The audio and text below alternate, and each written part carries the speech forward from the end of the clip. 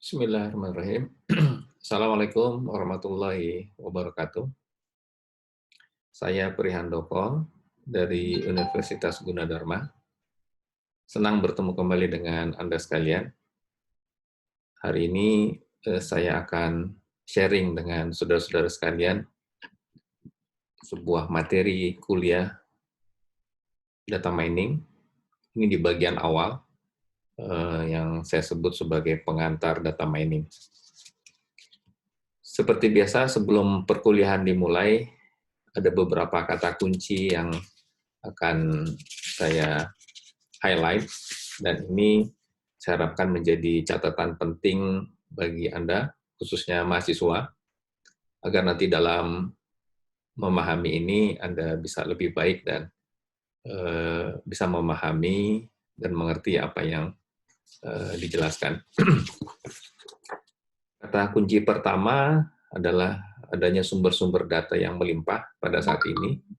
Nanti saya akan jelaskan dunia yang penuh dengan teknologi, dunia yang sudah maju teknologi seperti saat ini, kita dibanjiri oleh data yang sangat melimpah. Yang kedua, kata kunci yang kedua tentunya data mining itu sendiri. Apa itu data mining dan bagaimana data mining itu bekerja.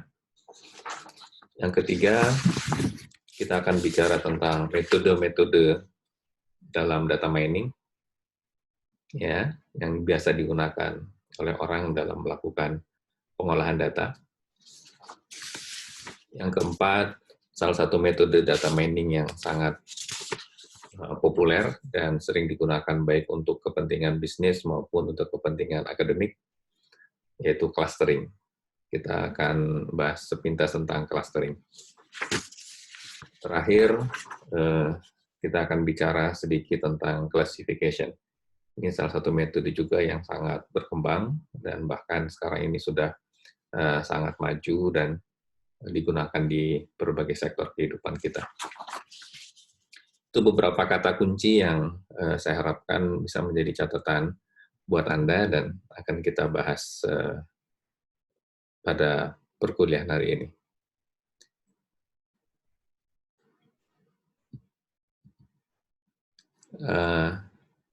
Jadi, pengantar data mining, saya Prihandoko dari Universitas Gunadarma. Saudara sekalian, sebagaimana kita tahu, pada hari ini kita diserbu oleh begitu banyak data dari berbagai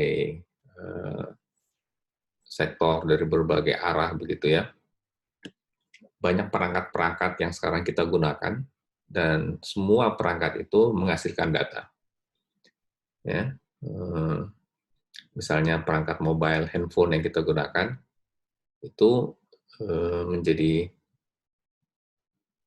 sumber data yang sangat banyak. Kamera digital, bahkan kamera sekarang sudah masuk ke dalam handphone yang kita gunakan, itu menjadi sumber data yang sangat besar. Berapa kali sehari Anda melakukan proses foto, mengambil foto? Berapa kali selfie? Ya. Dan secara jujur, kita tidak pernah lagi mencetak foto-foto itu ke dalam kertas. Ya. Jadi kita simpan lagi, sudah berapa ribu foto yang kita simpan sampai hari ini. Itu semua data. Kemudian hari ini, bahkan mungkin sudah lebih lagi, dokumen web yang ada di internet. 250 juta lebih, mungkin sudah 500 juta alamat website yang ada di internet. Ya. Berapa jumlah data yang ada di masing-masing web itu? Dan kalau kita kumpulkan semuanya, berapa jumlah data? Status Facebook, lebih dari 1 miliar pengguna Facebook hari ini. Setiap hari berpuluh kali orang mengupdate status. Ya, saya yakin Anda juga termasuk orang yang sangat aktif mengupdate status Facebook Anda. Bangun tidur, update status. Mau makan, update status. Mau mandi, update status. Mau berangkat kuliah, update status. Pulang kuliah, update status. Dalam sehari bisa 10 kali lebih Anda mengupdate status. Berapa jumlah data yang tersimpan di dalam hard disk-nya Facebook, kalau jumlah pengguna Facebook lebih dari 1 miliar orang, ya, ini jumlah data yang sangat besar. Dan update status tidak hanya Anda lakukan dengan menginputkan teks, tapi juga gambar atau video. Ya, itu berapa besar data yang harus disimpan oleh Facebook, berapa besar data center yang harus disediakan oleh Facebook untuk bisa menyimpan seluruh status para penggunanya yang setiap hari berpuluh kali mereka mengupdate statusnya. Dari Twitter, 300 juta pengguna Twitter lebih hari ini, setiap hari mengupdate, mengirim tweets, dan kemudian mengomentari tweets orang lain. Berapa ratus juta, berapa puluh juta data yang terhimpun melalui akun Twitter. Transaksi digital, salah satu hypermart, supermarket besar di Amerika yang disebut dengan Walmart, mereka punya transaksi 20 juta transaksi per hari. Setiap transaksi tentu akan menyimpan nama konsumennya, alamatnya, dan seterusnya. Barang yang dibeli, tanggal, ya, harganya berapa, dan seterusnya. Ya. Per hari, 20 juta transaksi. Saya mendengar juga, sebagai contoh yang lain, Gojek di Jakarta, beberapa tahun lalu mereka mempunyai transaksi per hari 1,5 juta transaksi Gojek per hari di Jakarta saja. Anda bayangkan berapa jumlah transaksi per bulan? 45 juta lebih, baru di Jakarta. Nah, dengan data yang sangat banyak seperti itu, tentunya menjadi penting bagi perusahaan untuk memikirkan gimana caranya kita bisa memanfaatkan, mengoptimalkan data itu. Ya.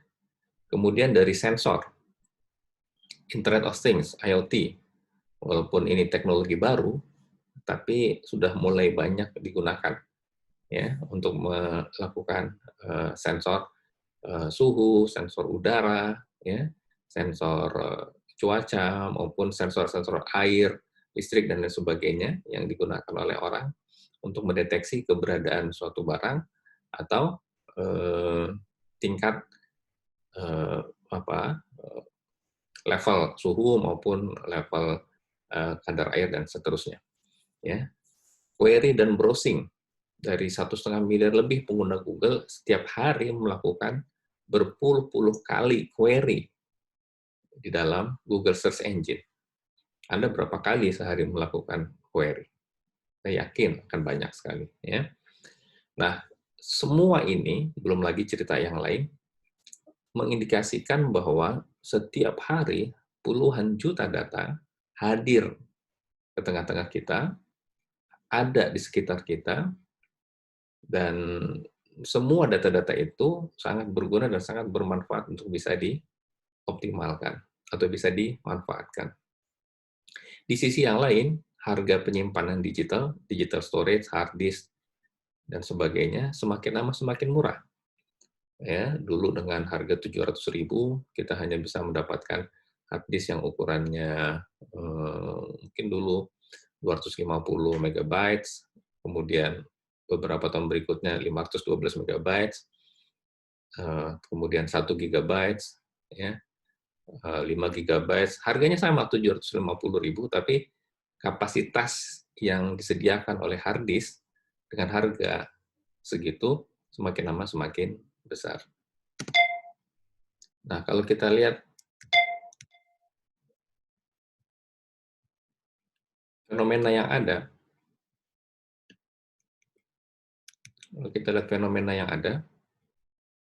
setiap menit, ini data yang saya ambil dari web allaccess.com, setiap menit, ini data konkret, jumlah update status, jumlah orang yang login di Facebook, setiap menit 1,3 juta orang login di Facebook. Biasanya orang ketika login mengupdate status, ya kan? Setiap menit 4,7 juta video dilihat di YouTube. 4,7 juta video dilihat di YouTube setiap menit.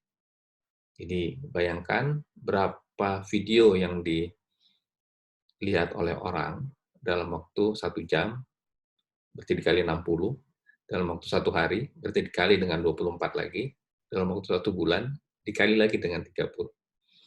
Ya, berapa jumlah video yang ada di dalam data centernya YouTube atau Google ya. Anda bisa bayangkan berapa besar space yang harus disiapkan oleh Google. Kemudian dari App Store ataupun Google Play, 400.000 apps di-download per menit. 400.000 aplikasi mobile apps di-download per menit. 190 juta email 190 juta email dikirim setiap menit. 59 juta pesan dikirim lewat WhatsApp. Ya, makin banyak orang menggunakan WhatsApp, 59 juta pesan dikirim per menit. Ya. Kemudian query, tadi saya sampaikan tentang query, Google Query, 4,1 juta search query per menit. Jadi setiap menit Google menerima permintaan searching sebanyak 4 juta permintaan per menit. Kalau server yang dimiliki Google tidak cukup besar, bandwidth yang dimiliki tidak cukup besar, bagaimana mungkin dia melayani 4 juta permintaan per menit dari seluruh penjuru bumi ini? Ya, kalau Anda pernah lihat di YouTube nanti kapan-kapan boleh cari data centernya YouTube, nah data centernya Google maksud saya, atau data centernya Facebook, itu luasnya 5 kali luas lapangan sepak bola.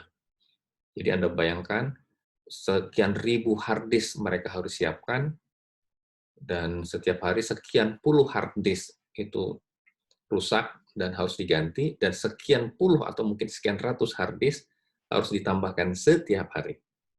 Karena kalau tidak, mereka tidak bisa mengakomodasi dan menyimpan kebutuhan pengguna yang semakin lama semakin banyak, dan semakin lama semakin haus dan lapar terhadap space data. Ya, jadi saya tidak bisa membayangkan 5 tahun atau 10 tahun yang akan datang seberapa besar jumlah data yang akan ada di muka bumi ini ketika IoT sudah makin berkembang, semua perangkat-perangkat elektronik sudah bisa saling komunikasi satu dengan yang lain, dan setiap interaksi itu disimpan dan seterusnya, itu akan semakin banyak lagi data yang disimpan.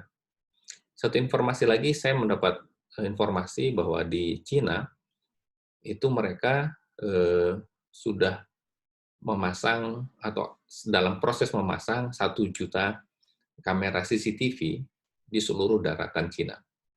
Anda bayangkan 1 juta kamera CCTV itu berarti selama 24 jam mereka akan memonitor situasi dan kondisi yang ada dan menyimpannya dalam bentuk video. Ya kan? Sekarang berapa jumlah space storage yang harus mereka siapkan untuk menyimpan seluruh video itu dari 1 juta CCTV tersebut, ya, yang kemudian mereka harus mengolah data itu. Ketika ada kebutuhan untuk mencari seseorang, pasti mereka harus mencarinya secara otomatis. Tidak mungkin mengerahkan sekian puluh orang atau sekian ratus orang untuk mencari seseorang melalui 1 juta video itu satu demi satu, suatu yang mustahil.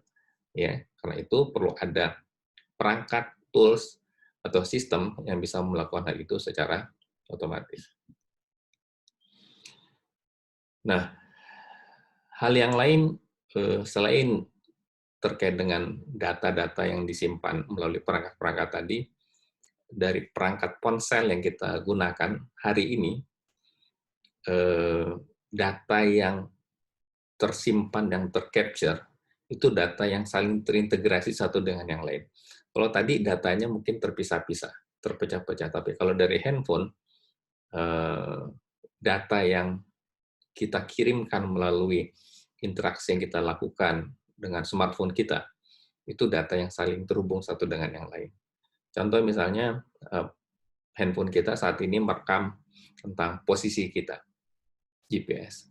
Kemudian ketika kita mengambil foto, ada data fotonya, ada data lokasinya, kemudian ada data tanggalnya, ada data jamnya, ada data usernya, bahkan orang-orang yang ada di dalam foto itu, ketika data itu sudah kita simpan di dalam handphone kita, mungkin sudah terdeteksi bahwa dia adalah si Fulan dan si Fulan.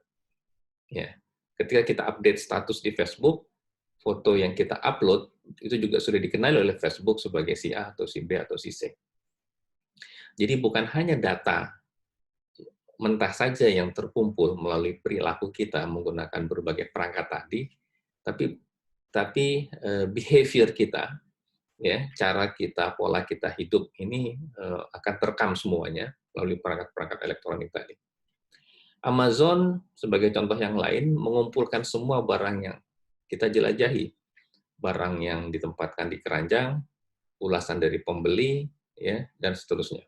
Sama seperti Traveloka, ketika mereka menawarkan penerbangan atau hotel, setelah kita selesai menggunakan hotel atau penerbangan itu, maka informasi tentang kita akan terdeteksi oleh Traveloka. Kapan kita melakukan transaksi, kemana perginya, berapa jumlahnya, dan seterusnya itu akan tersimpan terus di dalam data center mereka. Google dan Bing merekam semua aktivitas penelusuran Anda melalui aplikasi. Ya, bahkan Google sudah mendeteksi posisi kita melalui Google Maps-nya, mendeteksi email-email yang kita terima, yang kita kirim, mendeteksi apalagi lewat Android-nya, ya, aktivitas kita direkam oleh Google semuanya. Ya, query yang kita lakukan, apps yang kita download, aplikasi-aplikasi yang kita running, ya, jam berapa kita membuka aplikasi apa, jam berapa kita membuka aplikasi yang lain, ya, pembayaran yang kita lakukan, dan seterusnya, dan seterusnya. Jadi hampir semua yang kita lakukan sejak kita bangun tidur, sampai tidur lagi, itu semua sudah terekam dalam data elektronik yang disimpan oleh perusahaan-perusahaan besar ini. Ya, sayangnya perusahaan ini ada di luar, ya, bukan milik bangsa kita. Suatu saat kita harus membuat sebuah aplikasi yang digunakan oleh tidak hanya oleh anak negeri, tapi juga oleh bangsa-bangsa lain. Nah, jadi data dikumpulkan untuk jutaan pengguna setiap hari, miliaran data yang dihasilkan dan dikumpulkan oleh para user. Baik, saudara sekalian, data yang terkumpul itu data yang sangat kompleks, ya, data yang sangat beragam dan saling terkoneksi satu dengan yang lain. Jadi data yang terkumpul seperti saya bilang tadi, ada data berupa teks, berupa gambar, suara, video, ya, yang saling terkait satu dengan yang lain. Dari perangkat mobile kita bisa dapatkan beragam data yang saling terkoneksi, lokasi perangkat kita, informasi kontak, ya, nomor-nomor kontak yang ada di HP, kemudian tempat check-in, kita misalkan pergi ke suatu venue, ke suatu tempat, maka akan terdeteksi oleh Google tempat apa. Ya, ketika kita nge-tweets, maka opini tweets itu akan tersimpan, update status Facebook akan tersimpan, query Google akan tersimpan. Ya, jadi jangan lagi bicara hari ini saya mau merahasiakan diri saya ada di mana dan saya sedang melakukan aktivitas apa. Semua sudah terdeteksi, ya, semua sudah terekam. Dan jejak digital tidak bisa dihapus. Jejak digital akan terus ada selama kita melakukan berbagai aktivitas kita ini. Nah, saudara sekalian, apa yang dimaksud data? Jadi dari data-data itu, ketika dia disimpan, apa yang disimpan oleh data itu? Nah, dalam kaitan dengan data mining ini nanti, data yang akan bisa diolah, tentunya akan ada pre-processing dan lain sebagainya. Yang kita maksud dengan data adalah sebuah tabel, ya, yang mempunyai atribut atau field atau kolom. Contoh dalam gambar ini ada 5 atribut: ID, refund, marital status, taxable income, dan CIN. Ya. itu namanya atribut. Yang di atas kolom yang di atas field itu namanya atribut. Kemudian di masing-masing isi data itu disebut dengan baris atau row atau record atau objek. Ya, pada konteks ini ada 10 baris atau 10 record atau 10 objek yang ada di dalam tabel ini. Jadi yang dimaksud data adalah kumpulan dari objek-objek yang ada dalam sebuah tabel yang memiliki atribut yang sudah definitif.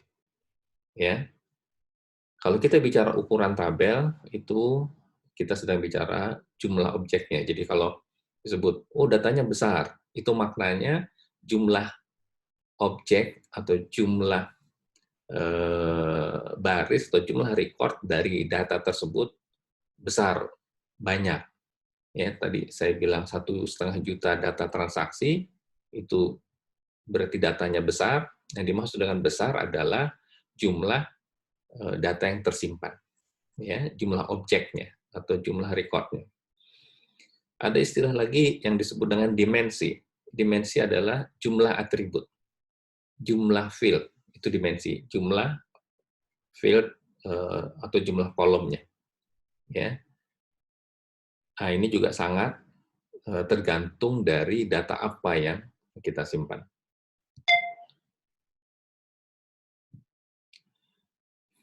Ketika kita bicara dokumen, jadi data tidak hanya kita peroleh dari transaksi, tapi kayak hari ini, seperti hari ini kita mempunyai banyak sekali dokumen yang diciptakan setiap hari, laporan, surat menyurat, dokumen-dokumen kebijakan, ya, proposal dan lain sebagainya. Apalagi kalau kita pergi ke kantor-kantor pemerintah, itu ada tumpukan-tumpukan file yang setiap hari bertambah terus, makin lama makin banyak.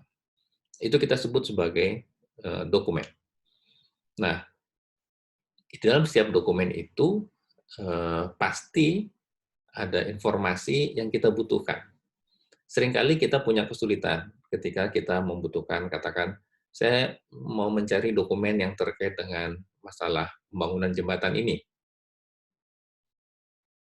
Nah, ketika staf yang diminta untuk mencari dokumen yang terkait dengan jembatan tertentu, maka dia masuk ke dalam gudang dokumen, di dalam gudang dokumen itu kemudian dia mencari secara manual satu demi satu, diperiksa dokumen apa saja yang cerita tentang jembatan tersebut. Pasti dia akan mencari yang jembatan, kemudian jembatan di daerah mana kemudian ada jembatan tertentu, gitu ya. Nah, kalau itu dilakukan secara manual, Anda bisa bayangkan kecepatan yang bisa diperoleh, artinya akan sangat memakan waktu lama dan akan sangat merepotkan bagi kita untuk mencari dokumen secara manual. Padahal pada hari ini hampir semua dokumen-dokumen yang kita ciptakan, yang kita buat sudah dilakukan dengan elektronik, dengan komputer, ya kan? Kenapa tidak data atau soft file itu saja yang disimpan, kemudian kita buat ada keywords atau kata-kata kunci dari setiap dokumen itu, sehingga ketika suatu saat nanti kita memerlukan proses pencarian itu bisa dilakukan dengan sangat mudah, begitu ya. Nah, di dalam data mining, nanti kita pelajari dalam perkuliahan di sesi yang lain, dokumen dapat diklasifikasikan berdasarkan kata-kata kunci yang terdapat di dalam dokumen itu. Ya, jadi cara mengolahnya nanti setiap dokumen itu dianggap vektor, kemudian di setiap vektor itu ada term adalah komponen dari atribut-atribut, atribut itu adalah kata-kata kunci yang menjadi indikasi dari dokumen ini bicara tentang apa, atau dokumen ini mempunyai konten tentang permasalahan apa. Ya. Nah, nilai dari setiap komponen itu dilihat dari frekuensi kemunculan kata tersebut di dalam setiap dokumen. Anda perhatikan di dalam tabel ini contohnya, dokumen nomor 1 mempunyai kata tim 3 kali, kata coach 0 kali, kata play 5 kali, kata ball 0 kali, kata skor 2 kali, game 6 kali, dan seterusnya. Dokumen 2 mempunyai kata tim 0 kali, coach 7 kali, play 0 kali, ball 2 kali, dan seterusnya. Ya. Nah, jadi kita kumpulkan frekuensi kemunculan kata-kata itu, dan kemudian nanti kita bisa melakukan pengolahan dokumen mana saja yang bicara tentang tema apa. Ya. Nah, ini harusnya bisa dilakukan secara otomatis. Ya. Ada teknik yang disebut bag of words yang merepresentasikan konten dari dokumen yang kita simpan. Hal yang lain, kalau dari data transaksi yang diperoleh, baik transaksi bisnis maupun transaksi yang lain, biasanya nanti kita akan mendapatkan data-data atau item-item, contoh ini misalnya data transaksi di sebuah supermarket, ya kita bisa punya, ini ada 5 transaksi sebagai contoh. Transaksi pertama, si pengguna itu membeli roti, kopi, dan susu. Transaksi kedua, customer yang lain membeli coklat dan roti. Transaksi yang ketiga, coklat, kopi, gula, dan susu. Transaksi keempat, coklat, roti, gula, dan susu. Transaksi kelima, kopi, gula, dan susu. Nah, tentunya data-data ini data yang sangat berharga bagi manajemen untuk mempelajari biasanya orang membeli item apa saja, ya setiap hari atau setiap tanggal berapa, item apa saja yang terjual, dan seterusnya. Ya, jadi sekumpulan item itu bisa direpresentasikan sebagai binary vector. Jadi transaksi pertama vektornya terdiri dari roti, kopi, susu. Transaksi kedua coklat, roti, dan seterusnya. Ya. Nanti kita kaji lebih dalam. Nah, kalau dilihat dari tipe data yang ada di dalam tabel-tabel data yang kita kumpulkan itu, ada tipe data yang berjenis numerik.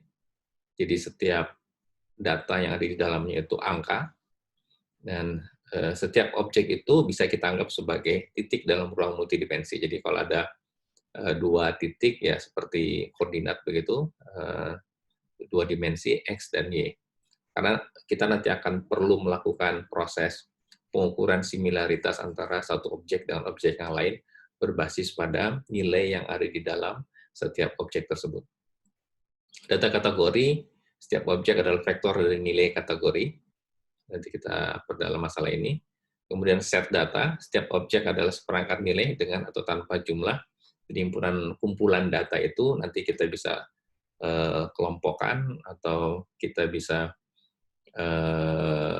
ukur tingkat kedekatan dan tingkat similaritasnya berdasarkan angka-angka yang ada di dalam setiap objek. Objek berurutan, setiap objek adalah urutan nilai yang diurutkan. Ya. Jadi misalnya series per tahun atau per bulan, ya, dan sebagainya. Ada juga tipe data grafik. Nah, saudara sekalian, kenapa kita perlu memperhatikan data-data itu? Contoh, ketika Anda mempunyai supermarket, dan kemudian terjadi transaksi di supermarket itu, Anda sebagai pemiliknya, sudah ada jutaan data yang Anda kumpulkan, kira-kira informasi apa yang akan Anda minta kepada pengelola terkait dengan transaksi yang Anda miliki. Ya. Ini ada 3 contoh yang ditunjukkan di dalam slide ini. Sebagai pemilik supermarket, Anda bisa bertanya bagaimana cara menempatkan produk di rak. Bagaimana cara menentukan di sini Anda meletakkan susu, di sini Anda meletakkan coklat, di sini Anda meletakkan roti, di sini Anda meletakkan sabun, di sini Anda meletakkan sampo, dan seterusnya. Bagaimana cara Anda menentukan posisi barang-barang itu di rak-rak yang ada di dalam supermarket. Kalau Anda perhatikan, sekarang ini makanan-makanan biskuit itu jadi satu berdekatan, ya, tidak bercampur. Di sini biskuit A, kemudian ada sendal jepit, ada biskuit B, kemudian di sini ada sampo, ada sabun, dan seterusnya, ya, tidak seperti itu. Nah, cara penempatan barang-barang ini di rak itu berdasarkan psikologis konsumen dan berdasarkan pola atau perilaku pembelian dari konsumen biasanya. Jadi misalnya biasanya orang yang beli kopi juga beli susu. Maka kedua barang itu harus diletakkan berdekatan supaya ketika dia beli kopi, dia melihat susu, oh ini susu juga saya perlu, dia beli juga. Ya, jadi proses penempatan produk di rak ini menjadi penting dan eh, pertimbangan-pertimbangan yang diambil harus berdasarkan pada perilaku pembelian dari konsumen. Yang kedua, menentukan jumlah stok inventory. Berapa jumlah stok yang harus Anda beli? Berapa jumlah sampo yang harus dibeli? Berapa jumlah sabun yang harus dibeli? Berapa jumlah roti yang harus dibeli? Dari mana kita bisa tahu barang-barang itu harus seberapa banyak Anda membelinya? Ya, ini tentunya dari transaksi yang terjadi ya. Dari transaksi yang terjadi setiap hari, Anda akan tahu pada tanggal 5 setiap bulan, biasanya produk mana yang habis.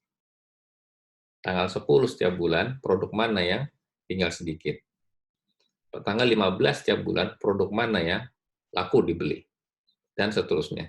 Sehingga dari perjalanan keluar masuknya barang tersebut, karena ada pembelian, Anda bisa memprediksi berapa jumlah inventory, berapa jumlah stok ya yang harus saya sediakan, sehingga ketika pembeli mencari tidak kekurangan, artinya barang itu tidak habis dan tetap ada, tapi pada sisi yang lain Anda tidak terlalu berlebihan meletakkan stok, ya, karena kalau Anda terlalu banyak stok juga itu ya, terjadi pemborosan, Anda perlu ruang yang besar dan seterusnya ya.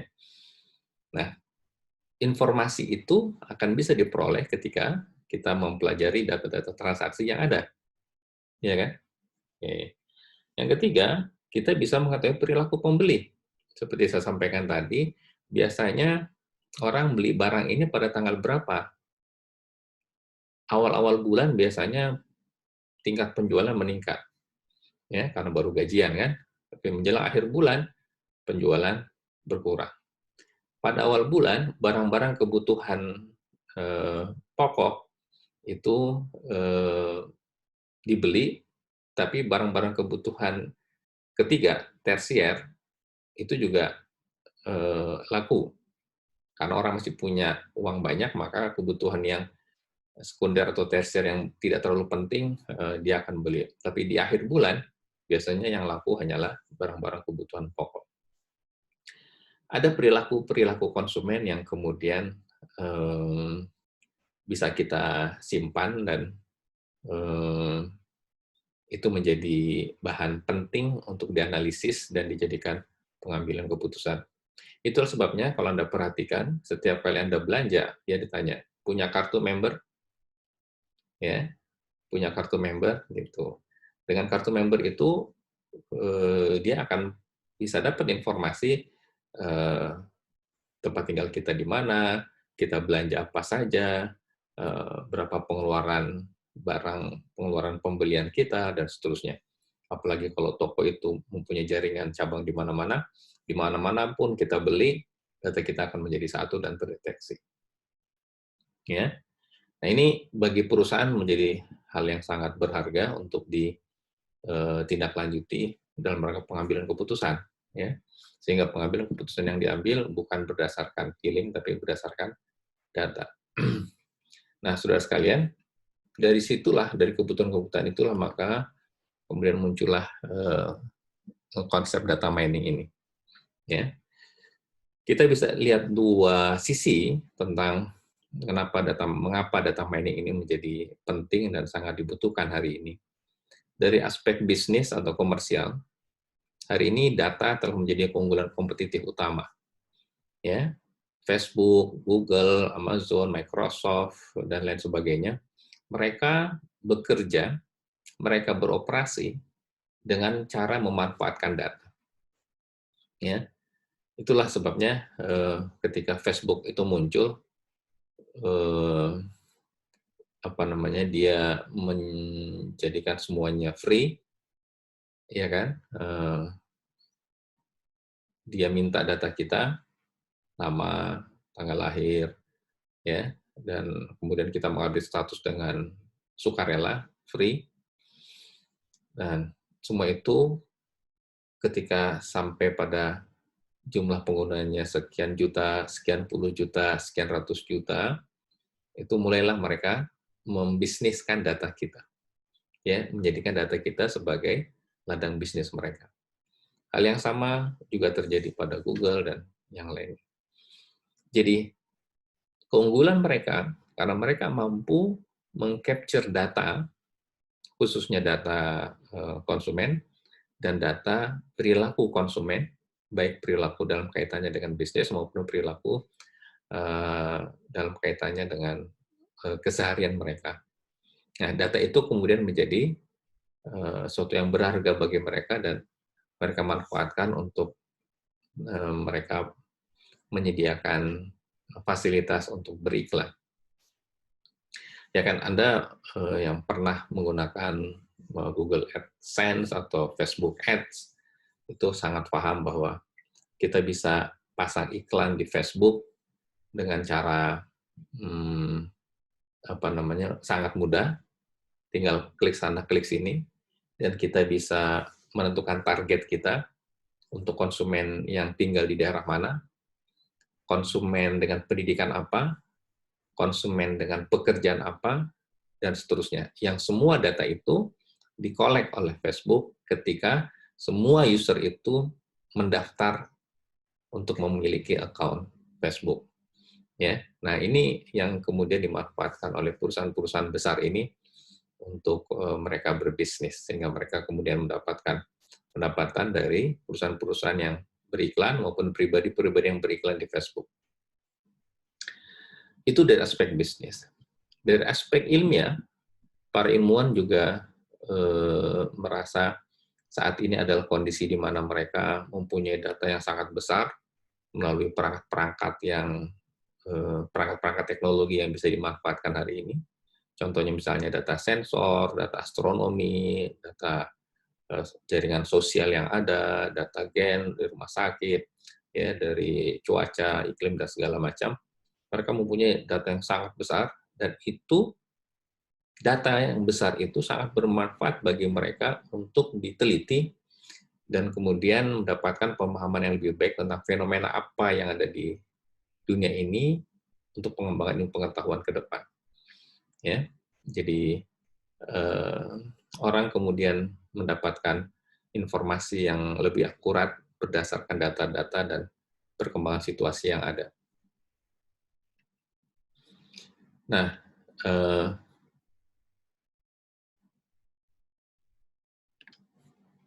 jadi dari situasi-situasi itu kita kemudian memahami bahwa data mining ini menjadi sangat penting untuk perkembangan perusahaan maupun perkembangan ilmu pengetahuan. Ada sebuah statement yang menarik yang disampaikan oleh Tim O'Reilly.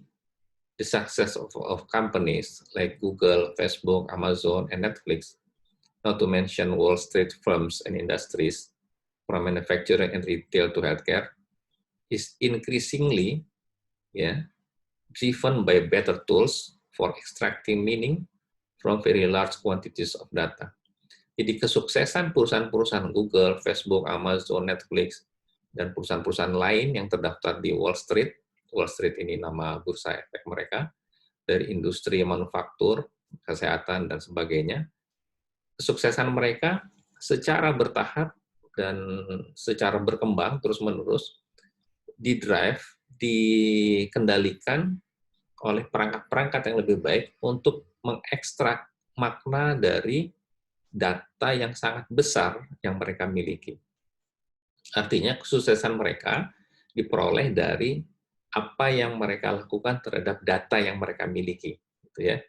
Karena mereka punya data berdasarkan transaksi yang dilakukan sebelumnya, berdasarkan itu kemudian mereka melakukan pengambilan keputusan dan kebijakan-kebijakan untuk kemajuan perusahaan mereka.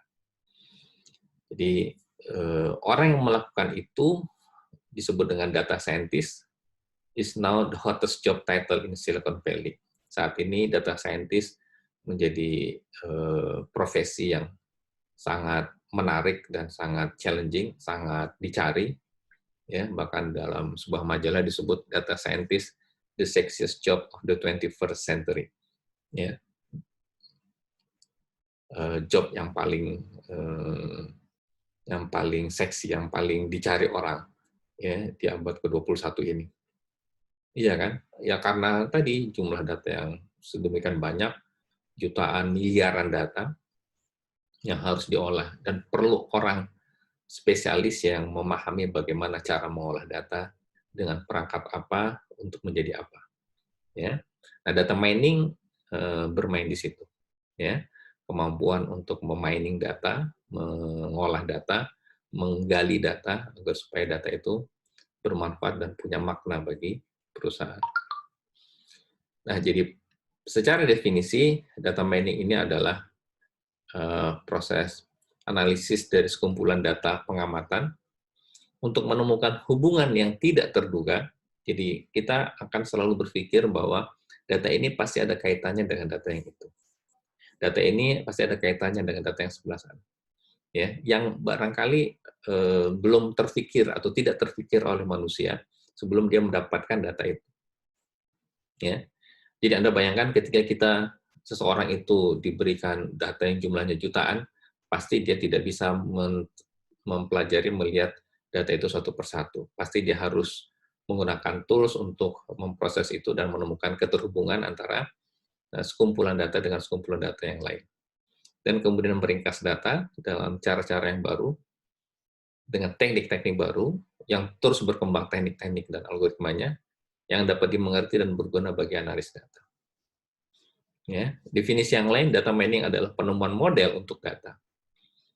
Ya, jadi kita membangun model yang bisa menjelaskan data, model yang bisa memprediksi data, model yang bisa meringkas data, dan model yang bisa mengekstrak fitur apa yang paling menonjol dari data. Ya.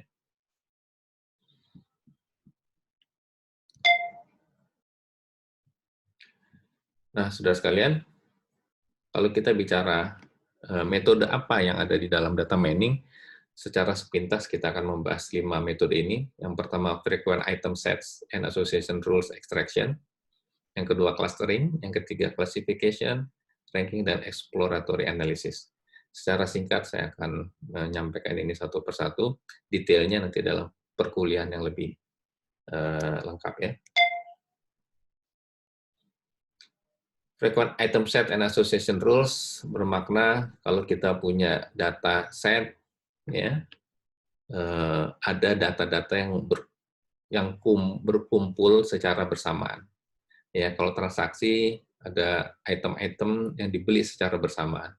Contoh, kita kembali ke data tabel yang tadi. Ada 5 transaksi. Transaksi pertama ada transaksi pembelian gula, kopi, susu. Transaksi kedua coklat dan roti. Transaksi ketiga coklat, kopi, gula, susu. Keempat kopi, roti, gula, dan susu. Kelima kopi, gula, dan susu. Oke? Coba perhatikan, ini hanya 5 data. Ya. Dari 5 data ini, kita bisa menemukan bahwa susu selalu bertemu dengan kopi. Susu selalu bertemu dengan kopi. Artinya, orang yang beli kopi juga beli susu. Orang yang beli susu, beli kopi. Ya. Walaupun ini nanti tidak setiap data seperti itu, tapi kita bisa presentasikan misalnya dari 10.000 transaksi yang terjadi, 7.000-nya ada transaksi, ada kopi, dan ada susu. Walaupun sebagian lagi susu tanpa kopi atau kopi tanpa susu. Ya, tapi kita nanti bisa melihat polanya. Yang kedua, gula dan susu. Ya, orang yang beli gula biasanya beli susu. Ya, ini sebagai contoh saja ya. Kemudian pola ketergantungan antar satu item dan item yang lain. Kalau orang beli susu, dia juga beli kopi. Ya. Orang beli gula dan susu, dia juga beli kopi. Ya.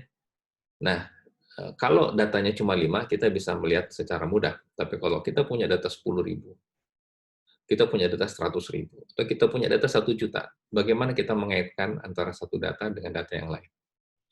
Ya, biasanya orang yang katakan misalnya transaksi Gojek, orang yang naik Gojek dari stasiun Cikini itu biasanya mengarah kemana perjalanannya. Nah, ketika dia dalam perjalanan itu, biasanya apakah orang itu melakukan top up GoPay melalui mitra Gojek atau isi sendiri. Ya, dan berapa rupiah biasanya perjalanan yang dilakukan yang berasal dari stasiun Cikini. Ya, dan siapa saja mitra Gojek yang beredar di sekitar situ. Ya. Nah, data-data keterkaitan satu dengan yang lain seperti ini yang disebut dengan association rule, pola ketergantungan, ini bisa sangat bermanfaat untuk memprediksi situasi yang terjadi yang di masa yang akan datang. Ya. Contoh yang lain dalam kaitannya dengan dokumen, ya. Jadi dalam text mining, ini juga bagian dari data mining, gimana kita menemukan frasa yang saling terkait antara satu frasa dengan frasa yang lain. Ketika ada satu frasa muncul di dokumen, biasanya dalam dokumen yang sama ada frasa yang lain. Ketika ada kata classification dalam dokumen itu, biasanya ada kata data mining. Ya, ada kata algoritma. Ya, nah ini contoh. Jadi misalnya dalam sebuah peraturan atau undang-undang, ketika muncul kata katakan ada kata koperasi, biasanya ada kata usaha kecil dan menengah, ada kata kredit murah, begitu ya. Nah, ini kaitan antara satu term dengan term yang lain menjadi penting untuk kita ketahui dan kita pelajari untuk bisa mengklasifikasikan dokumen itu termasuk dokumen yang bicara tentang topik apa. Ya.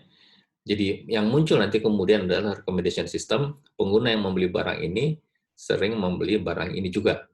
Atau pengguna yang menonton film Ip Man biasanya juga menonton film Kung Fu Panda. Sehingga bagi orang yang jualan movies, ya, ketika dia jual ada film Ip Man, di sebelahnya dia harus meletakkan film Kung Fu Panda. Karena biasanya orang yang beli ini akan membeli ini juga. Gitu kan?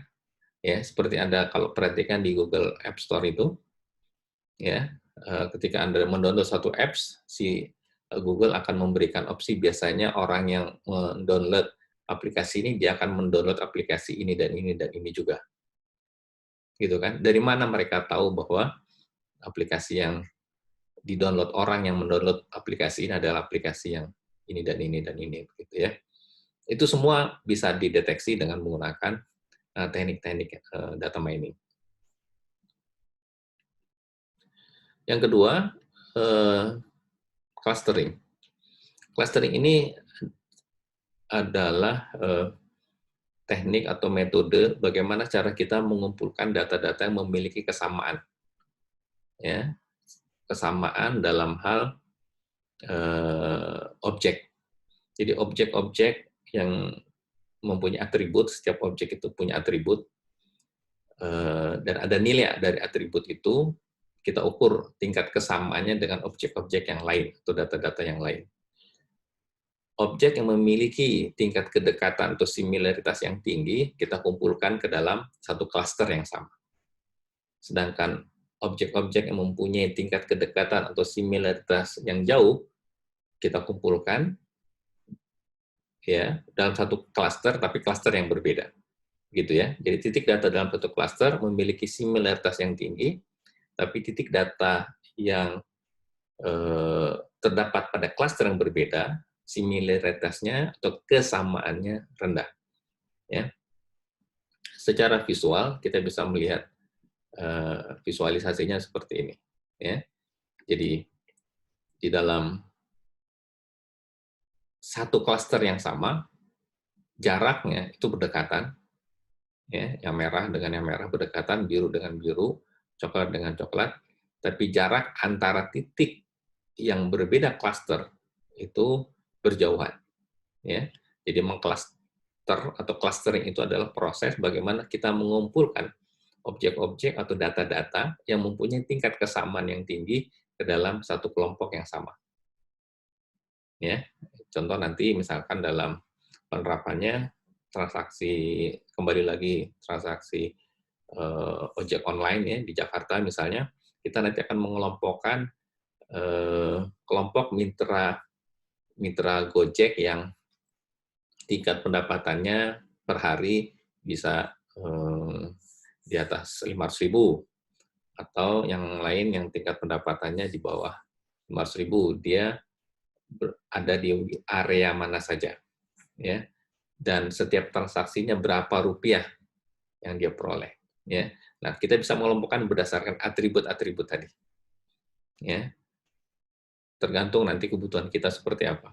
Atribut apa yang mau kita gunakan sebagai parameter untuk mengukur kedekatan dan kesamaan nilai antar objek tersebut, ya. Ini yang disebut dengan clustering. Yang ketiga, klasifikasi. Klasifikasi ini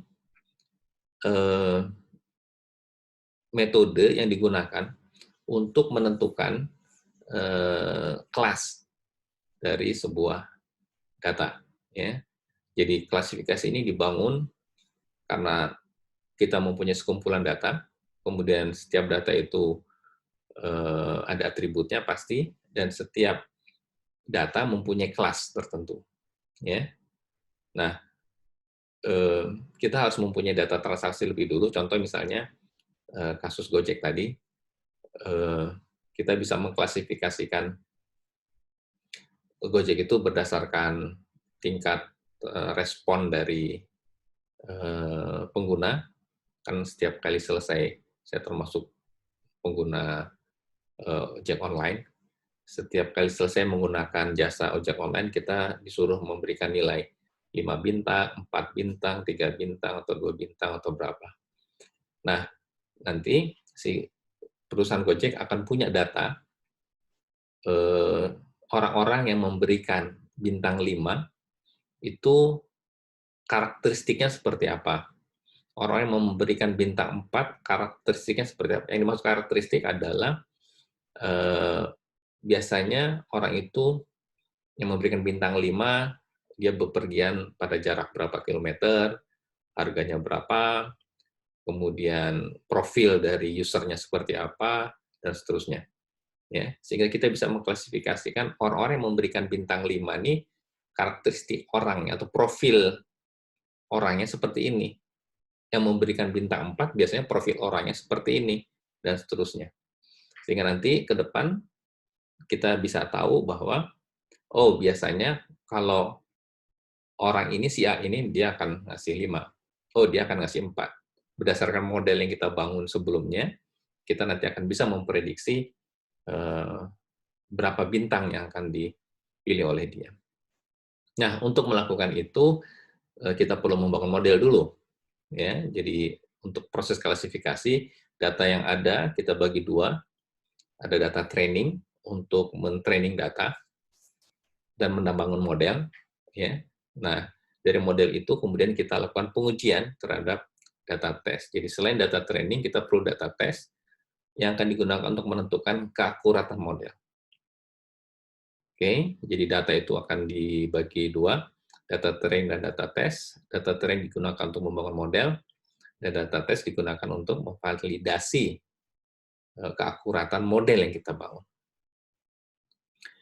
Contoh klasifikasi, misalnya kita punya data tabel yang tadi, ada 5 atribut dan ada 10 data, ID, refund, marital status, taxable income, cheat, masing-masing ada nilainya, yes, single, 125.000, no, dan seterusnya. Nah, berdasarkan data ini, kita lakukan proses modeling, ya, ini kita sebut sebagai data set, data training, ya, kita gunakan classifier, ya, algoritma untuk klasifikasi, nanti di materi lain kita pelajari. Dari situ kita mendapatkan model. Nah, dari model ini kita tentukan, ketika kita punya data baru, refund no, marital status single, taxable income-nya 75.000, maka yes atau no nih cheat-nya. Ya. Kita harus membandingkan dengan model yang kita bangun. Kalau dilihat di data sini, no dan single yang 75K tidak ada, no single 85K, no single 90K, yang 75K tidak ada. Ya. Nah, Kalau datanya hanya 10 seperti ini, kita bisa langsung melihat ini kira-kira kemungkinannya yes atau no. Tapi Anda bayangkan kalau datanya ada 1 juta baris, di mana Anda mencarinya? Untuk menentukan jawaban ini, yes or no. Ya, nah ini bukan suatu yang mudah. Karena itu perlu ada teknik-teknik tertentu, algoritma tertentu untuk menentukan keputusan yes atau no berdasarkan data yang kita miliki, yang kemudian kita jadikan sebagai model untuk melakukan prediksi kelas atau label dari data yang baru, ya, yang kita akan prediksi dia nilainya apa. Nah, contoh penerapan yang lain dari klasifikasi, misalnya untuk memprediksi klik iklan. Jadi, kita bisa gunakan untuk memprediksi kalau pengguna yang mengunjungi halaman web akan mengklik atau tidak mengklik iklan yang ditampilkan. Ya, kan biasa orang pasang iklan. Nah, orang ingin tahu kira-kira iklan yang saya pasang di Google ini akan diklik atau tidak. Google akan dengan mudahnya memiliki algoritma berdasarkan perilaku konsumen tersebut, ya. Jadi pendekatannya dikumpulkan data untuk pengguna selama periode waktu tertentu dan rekam siapa yang mengklik dan siapa yang tidak mengklik, ya kan? Nah, Google punya data itu. Jadi setiap orang yang mengklik disimpan profilnya, yang tidak mengklik disimpan juga profilnya, ya. Dan profil itu dan perilaku interaksi dia dengan internet atau dengan Google akan terus disimpan, dan ini dijadikan dasar bagi perusahaan ini untuk menentukan apakah nanti iklan yang dipasang oleh perusahaan pengiklan itu akan diklik atau tidak diklik, ya, probabilitasnya. Jadi menggunakan riwayat pengguna, baik berupa halaman web yang diramban, ya, query yang dikeluarkan sebagai fitur, pelajari model classifier dan uji pada pengguna yang baru. Jadi untuk menentukan dan memprediksi apakah iklan ini akan diklik atau tidak diklik oleh pengguna, riwayat transaksi sebelumnya menjadi penting untuk dipelajari. Demikian juga untuk mendeteksi penipuan di perusahaan keuangan, misalnya finansial, bank dan sebagainya. Ya, prediksi kasus penipuan dalam transaksi kartu kredit. Kita mempelajari ini berdasarkan data-data penipuan yang pernah terjadi sebelumnya, fraud detection fraud yang pernah terjadi sebelumnya, kapan terjadi penipuan itu, dan profil orang yang melakukan penipuan itu seperti apa.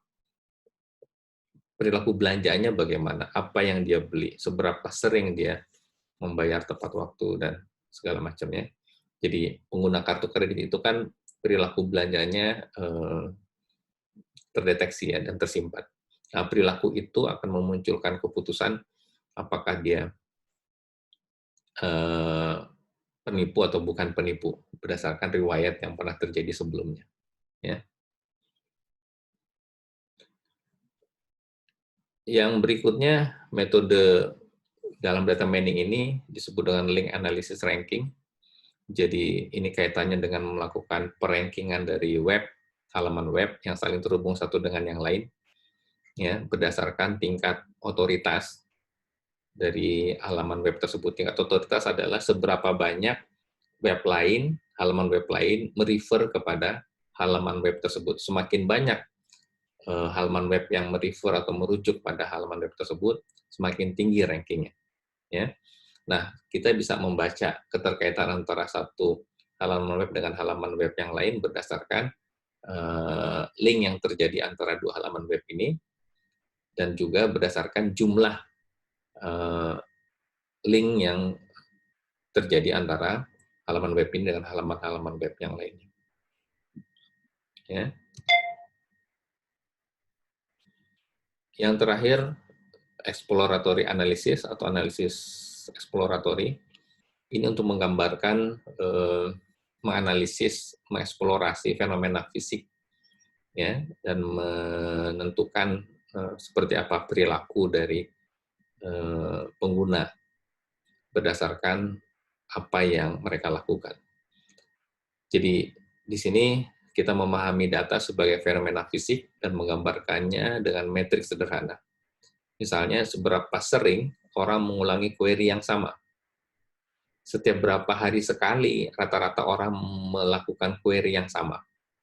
Ya, komputer, nanti berapa hari lagi komputer, berapa lagi komputer yang menggunakan kata query yang sama berulang-ulang setiap berapa hari atau berapa waktu sekali.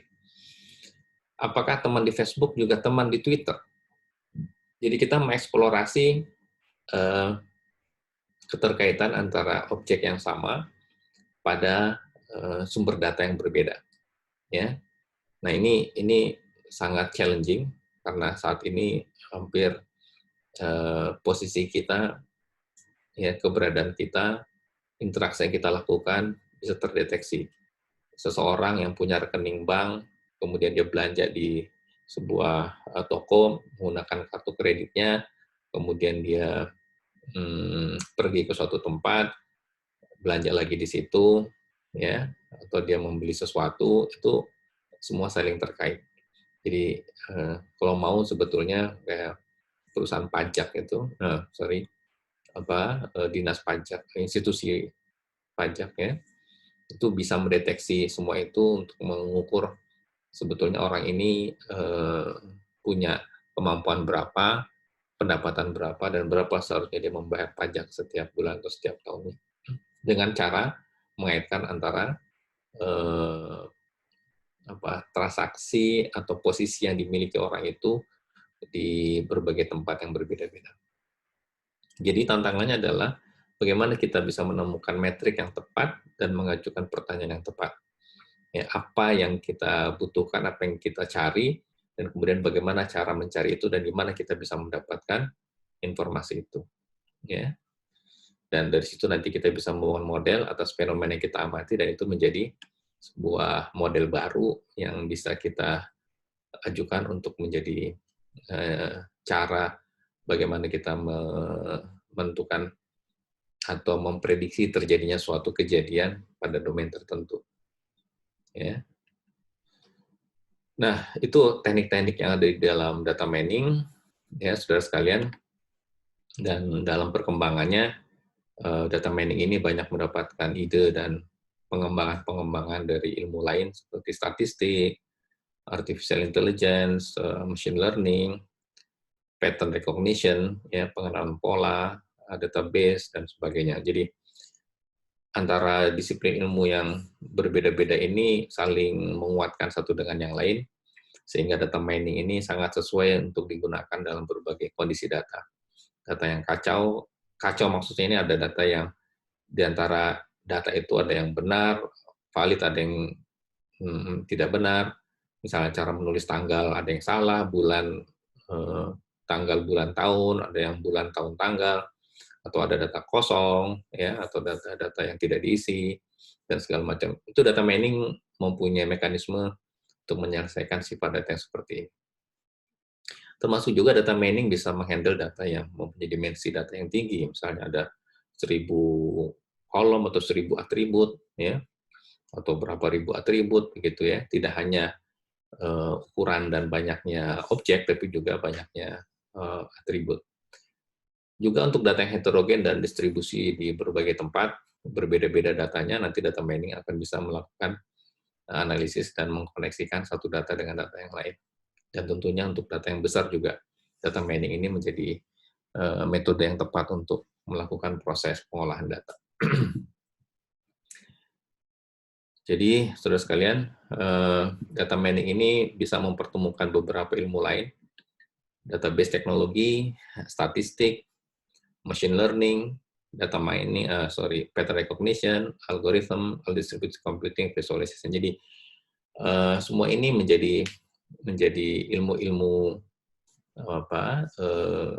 pengetahuan yang memperkaya dan memperluas data mining ini agar lebih bisa digunakan untuk berbagai kondisi data yang kita hadapi hari ini. Ya, jadi kesimpulannya, kita sudah memahami data mining adalah proses analisis kumpulan data dalam jumlah besar biasanya, dan gimana kita menemukan hubungan yang tidak terduga antar data itu, dan meringkas data dalam cara-cara baru yang dapat dimengerti dan berguna bagi proses analisis data. Ya, jadi kita punya data besar, bagaimana cara melakukan analisis dan pengolahan. Ada 5 teknik data mining yang kita sudah bahas: frequent item sets, association rules extraction, clustering, classification, ranking, and exploratory analysis. Ini daftar pustaka yang saya gunakan untuk menyusun materi ini. Anda bisa lakukan pencarian lebih lanjutnya. Nah, sudah sekalian, itu materi kita tentang pengantar data mining. Jadi seperti saya sampaikan di awal tadi, saya berharap Anda memahami ini semua, dan ada beberapa kata kunci yang kembali harus Anda pahami dan coba dijadikan tugas untuk Anda eksplorasi lebih jauh sumber-sumber data yang melimpah ini seperti apa pada hari ini, ya, yang kita temukan dalam keseharian kita. Kemudian Anda juga mempelajari data mining, dan ini Anda harus pahami, ya, apa itu data mining dan bagaimana data mining menjadi penting hari ini untuk kita pelajari dan kita pahami untuk diterapkan dalam dunia bisnis maupun dunia akademik. Kemudian metode-metode data mining apa saja, ya. Anda juga harus bisa menyebutkan apa metode data mining, dan untuk data seperti apa metode itu bisa diterapkan. Ada 2 metode penting yang Anda pahami. Clustering, ini menjadi metode yang banyak digunakan orang untuk melakukan proses pengelompokan data. Dan terakhir, classification. Ya, classification ini juga banyak digunakan. Nah, saudara sekalian, demikian materi pembelajaran kita mengenai pengantar data mining. Saya berharap ini bermanfaat dan berguna bagi pengembangan ilmu pengetahuan khususnya terkait dengan pengolahan data. Semoga berguna. Terima kasih. Assalamualaikum warahmatullahi wabarakatuh.